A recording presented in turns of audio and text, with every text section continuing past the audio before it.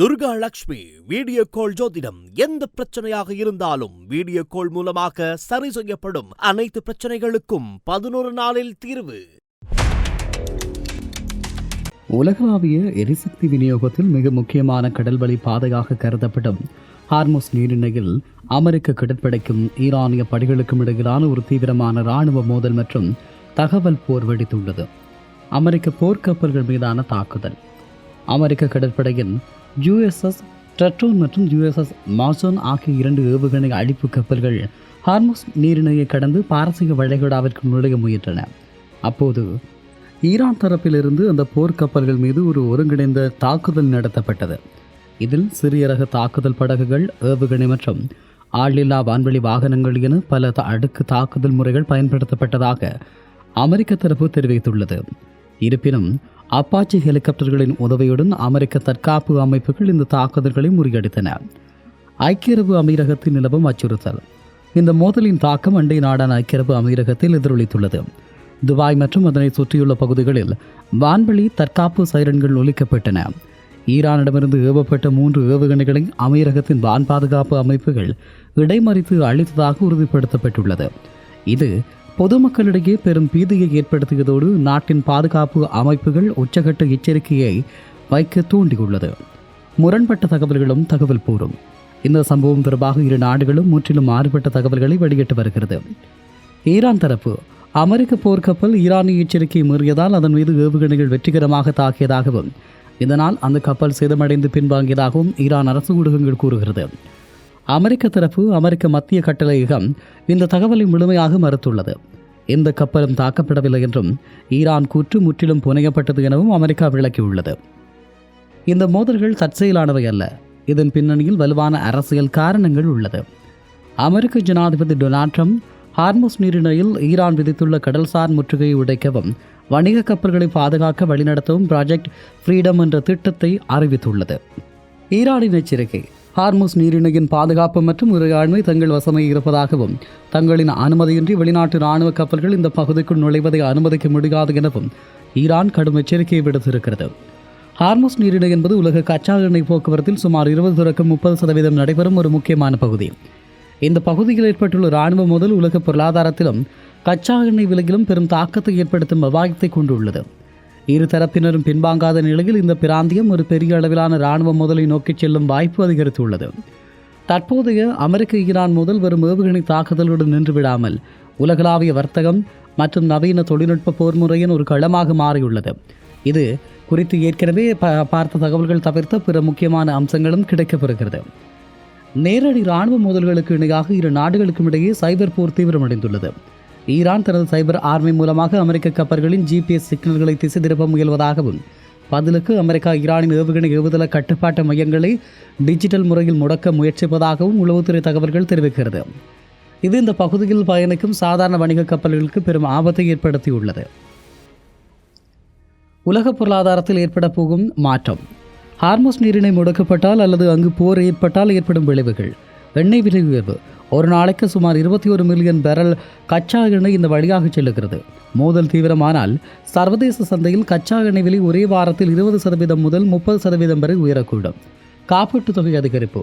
இந்த பகுதியில் பயணிக்கும் வணிக கப்பல்களுக்கான யுத்தகால காப்பீட்டு கட்டணம் பல மடங்கு அதிகரித்துள்ளது. இது இறுதியில் நுகர்வோர் வாங்கும் பொருட்களின் விலையேற்றத்திற்கு வழிவகுக்கும். சீனாவினுடைய மௌனமான நகர்வுகள். இந்த மோதலில் சீனாவின் பங்கு மிக முக்கியமானது. ஈரான் கச்சா எண்ணெய் அதிகம் வாங்கும் நாடு சீனா என்பதால் இந்த நீர்ச்சந்தி மூடப்படுவதை சீனா விரும்பாது. அதே சமயம் ஈரானுடன் நெருக்கமான உறவை கொண்டுள்ள சீனா அமெரிக்காவின் ப்ராஜெக்ட் ஃப்ரீடம் நடவடிக்கை ஒரு ஆதிக்க போட்டியாகவே பார்க்கிறது.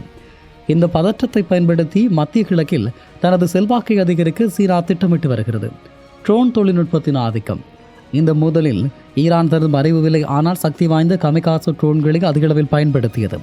பல மில்லியன் டாலர் மதிப்புள்ள அமெரிக்க ஏவுகணைகள் சில $1000 மதிப்புள்ள இந்த ட்ரோன்கள் அழிக்க பயன்படுத்தப்படுவது அமெரிக்காவிற்கு பொருளாதார ரீதியாக பெரும் சவாலாக உள்ளது. இது நவீன போர் முறையில் குறைந்த செலவில் அதிக சேதத்தை ஏற்படுத்தும் ஈரானின் உத்தியை வெளிப்படுத்துகிறது. ஜோஸ் துறைமுகம். ஈரான் தனது எண்ணெய் ஏற்றுமதி புள்ளியை ஹார்முஸ் நீரிணைக்கு வெளியே உள்ள ஜோஸ் துறைமுகத்திற்கு மாற்ற முயல்வது நீர்ச்சந்தி மூடப்பட்டாலும் தனது வர்த்தகத்தை தொடர ஈரான் முயற்சி முன்னேற்பாடாகும். மின்சார தாக்குதல் படகுகள். ஈரான் கடற்படை சமீபத்தில் அறிமுகப்படுத்தியுள்ள ரேடார்களில் சிக்காத அதிவேக மின்சார படகுகள் அமெரிக்காவின் பெரிய போர்க்கப்பல்களுக்கு புதிய அச்சுறுத்தலாக மாறியுள்ளது. இந்த மோதலானது வெறும் 2 நாடுகளுக்கு இடையிலானது மட்டுமல்ல, இது சர்வதேச எரிசக்தி பாதுகாப்பு மற்றும் கடல்சார் சட்டங்களின் எதிர்காலத்தை தீர்மானிக்கும் ஒரு முக்கிய புள்ளியாக மாறியுள்ளது. ஈரான் மீதான பொருளாதார தடைகள் தீவிரமடைந்துள்ள நிலையில் ஈரான் நிழல் கடற்படை என்ற உத்தியை பயன்படுத்துகிறது. பழைய மற்றும் அதிகாரபூர்வமாக பதிவு செய்யப்படாத கப்பல்கள் மூலமாக சர்வதேச கடல் சட்டங்களை தவிர்த்து எண்ணெய் ஏற்றுமதி செய்யப்படுகிறது. தற்போது அமெரிக்கா தொடங்கியுள்ள ப்ரொஜெக்ட் ஃப்ரீடம் நடவடிக்கை இந்த நிழல் கடற்படையின் ஆள் நடமாட்டத்தை முற்கூடும் என்பதால் ஈரான் தனது ஆக்ரோஷத்தை அதிகரித்துள்ளது. வளைகுடா நாடுகளின் இரட்டை நிலைப்பாடு. ஐக்கிய அரபு அமீரகம் மற்றும் சவுதி அரேபியா போன்ற நாடுகள் இந்த இக்கட்டான சூழலில் உள்ளது. ஒருபுறம் அமெரிக்காவின் பாதுகாப்பு கூட இவர்களுக்கு தேவைப்படுகிறது. மறுபுறம் ஈரானுடன் நேரடி போரில் ஈடுபட்டால் தங்கள் நாட்டின் உட்கட்டமைப்பு, துபாய் போன்ற நகரங்கள் இலக்காகும் என்பதை அவர்கள் உணர்கிறார்கள். இதனால் அமீரகம் அமெரிக்காவுடன் இணைந்து செயற்பட்டாலும் அதே நேரத்தில் ஈரானுடன் திரைமறைவு பேச்சுவார்த்தைகளும் முன்னெடுத்து வருவதாக புதிய தகவல்கள் தெரிவிக்கிறது. கடலடி கேபிள்களுக்கு அச்சுறுத்தல். ஹார்முஸ் நீரிணை மற்றும் அதனை சுற்றியுள்ள கடல் பகுதிகளில் உலகளாவிய இணைய போக்குவரத்துக்கு ஆதாரமான பல கடலடி தகவல் தொடர்பு கேபிள்கள் செல்கிறது. இந்த மோதல் தீவிரமடைந்தால் ஏவுகணைகள் அல்லது நீர்மூழ்கி கப்பல்கள் மூலமாக இந்த கேபிள்கள் சேதப்படுத்தப்படலாம் என்ற அச்சம் எழுந்துள்ளது. இது நடந்தால் ஆசியாவுக்கும் ஐரோப்பாவுக்கும் இடையான இணைய தொடர்பு முற்றிலுமாக துண்டிக்கப்படும் அபாயம் உள்ளது. ரஷ்யாவின் ஆலோசகர் பங்கு. உக்ரைனில் போர் ஈரான் தயாரித்த ட்ரோன்களை ரஷ்யா பயன்படுத்தி வரும் நிலையில் தற்போது ஈரானுக்கு பதிலாக ரஷ்யா அதிநவீன மின்னணு போர்முறை நுட்பங்களை வழங்கி வருவதாக கூறப்படுகிறது. அமெரிக்காவின் GPS சிக்னல்களை குழப்பவும் ஏவுகணையை திசை திருப்பவும் தேவையான தொழில்நுட்ப உதவியை ரஷ்ய நிபுணர்கள் ஈரானுக்கு வழங்கி வருவது இந்த போரின் தீவிரத்தை மாற்றியுள்ளது. எதிர்காலத்தை தீர்மானிக்கும் 3 முக்கிய காரணிகள். பொருளாதார தடை. அமெரிக்கா ஈரானின் கடல்சார் வர்த்தகத்தின் மீது மேலும் கடுமையான தடைகளை விதித்தால் ஈரான் தற்கொலை படகுகளை அதிகளவில் ஏவக்கூடும். சீனாவின் மத்தியஸ்தம். சவுதி ஈரான் உறவை சீரமைக்க சீனா இந்த கடல்சார் சிக்கலிலும் ஒரு சமஸ்தர திட்டத்தை கொண்டுவர வாய்ப்புள்ளது. ஆனால் அமெரிக்கா அதை ஏற்குமா என்பது சந்தேகமே. தொழில்நுட்ப போட்டி. ஈரானின் ஏவுகணை தடுக்க லேசர் ஆயுதங்களை அமெரிக்கா இந்த பகுதியில் முதல் முறையாக பரவலாக பயன்படுத்த திட்டமிட்டுள்ளது. சுருக்கமாக சொன்னால், ஹார்முஸ் நீரிணை தற்போது உலகின் மிகவும் ஆபத்தான ஆய்வகமாக மாறியுள்ளது. இங்கு சோதிக்கப்படும் ஆயுதங்களும் வகுக்கப்படும் வியூகங்களும் எதிர்கால உலகப் போர்களின் தன்மையை மாற்றியமைக்கும் வல்லமை கொண்டது என்றும் சொல்லலாம். எப்படியாக இருந்தாலும் இது எப்படி மாறப்போகிறது, எப்படியான எதிர்வினைவுகளை ஏற்படுத்தப் போகிறது என்பதுதான் இங்கிருக்கக்கூடிய மிக முக்கியமான கேள்வியாகும். உலக பொருளாதாரத்தின் அடிநாதத்தை கை வைக்கக்கூடிய எந்த நிலைமைகள் மாற வேண்டும், இந்த முறைகள் மாற்றத்தை ஏற்படுத்த வேண்டும் என்பது மிக முக்கியமானது. இதை எப்படி எதிர்பார்ப்பது, எப்படி தீர்மானிப்பது என்பதுதான் இங்கிருக்கக்கூடிய மிக முக்கியமான கேள்விகளாகும். இந்த கேள்விகளுக்கான பதிலை யாரிடமிருந்து எப்படி பெறுவது என்று தெரியவில்லை. அமைதிக்கான செயற்பாடுகள் முனைவுகள் முன்னெடுக்கப்பட்டாலும் அமெரிக்கா ஈரான் ஆகிய 2 நாடுகளும் தொடர்ச்சியான மோதலுக்கு விரும்புவதாக தகவல்கள் தெரிவிக்கிறது. இது எப்படி மாறும், எந்த வகையில் மாற்றப்படும் என்பதை பொறுத்திருந்து பார்க்கலாம்.